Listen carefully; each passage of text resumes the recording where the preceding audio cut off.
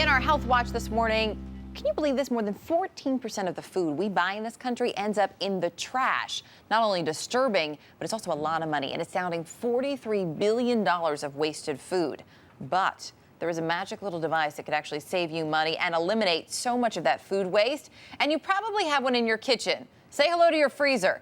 Used properly, turns out it could save you up to $600 a year just by cutting down on all that waste. So here to help us with some tips on what to freeze and how, nutritionist Cynthia Sass. Great to have you with us this morning. Thank you. And it turns out you can freeze almost anything. There are a couple no-nos. I'm guessing lettuce probably doesn't freeze real well. That's true. Very watery vegetables don't do so well in the freezer. You shouldn't really freeze canned foods in the can. You can't freeze, I would hope not. You can't freeze eggs in the shell, but you can freeze eggs out of the shell. Oh, so okay. Nearly anything else is on the list. So pretty much everything else is good to go. There are some general rules, though. You Right. say, I know one of them is make sure your freezer is set to 0. Yeah, and you know what? You really want to get a freezer thermometer, which you can buy at any kitchen or home store. Throw it in there and check it every once in a while. The second tip is, believe it or not, a packed freezer is more efficient than a half-empty freezer. So some people will take milk jugs, fill them up with water, put that in the freezer because all of that ice in there really kind of acts as insulation. Okay. So the freezer doesn't have to work as hard if it's really full. And then you probably cut down on your risk of freezer burn, I'm guessing, if it's not working as hard. Absolutely. And then the third thing is invest in a Sharpie because you want to label everything. It kind of becomes a black hole. And everything. label Yeah. it really carefully, too. Yes, not with the just dates and what it is. because sometimes things can look alike in Absolutely. the freezer, say an egg white and maybe lemon juice. You can't tell the difference Right. after a couple of weeks. Big difference when you're putting it in a recipe, though, right? There is. So when we are freezing particular foods, though, something I know that is tough for pretty much everybody is freezer burn. Yes. Do I just have to wrap things a million times? What's the best way to do this? You have to wrap them very tightly, and then when you put them in a freeze-lock bag or something like that, you want to get all the air out. Some people will actually suck it out with a straw. You can also squeeze it out because what happens is if there's air left in there, water evaporates from food even in the freezer. So when there's air there, those ice crystals form from that water evaporating.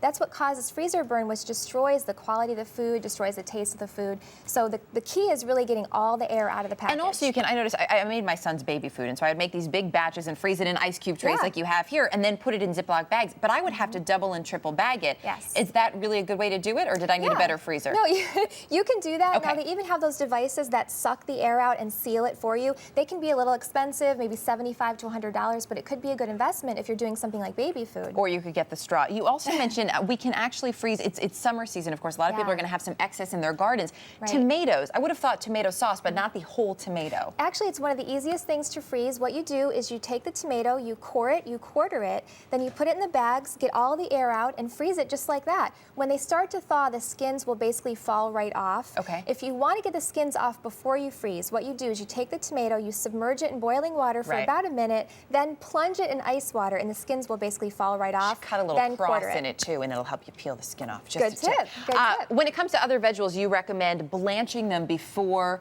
we freeze them. Is that how the vegetables are that we get at the store, by the way?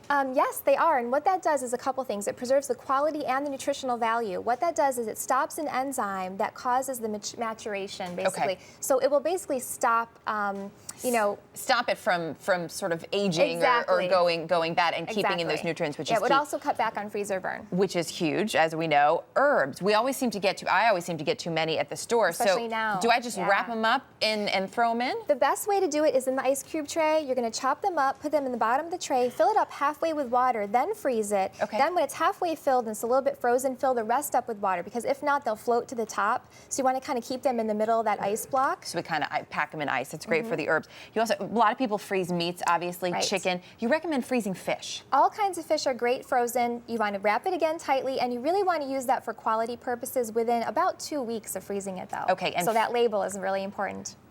Again, the labels. I agree with you on the importance of those. And fruit is great. Also great if you want to make a smoothie, just to have that frozen fruit ready to go. Absolutely. If you have fruits like berries that you don't want to all clump together, you want to take basically like a cookie sheet, put them on there in a single layer, not touching each other, put that in the freezer for 30 minutes, then transfer it to a Ziploc bag, and that way it won't all become mush, one big block of I love that who knows tip. what. The banana, can you freeze it in the peel?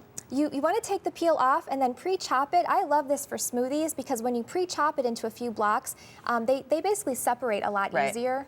And then you can just throw half of it in your smoothie. Some great tips, some great money savers as well. I think my freezer is going to be a lot more full than it was probably this morning. Cynthia, great to have you with us this morning. You. For more tips on preserving your food, just log on to our partner in health coverage, WebMD.com, and search for freezing food.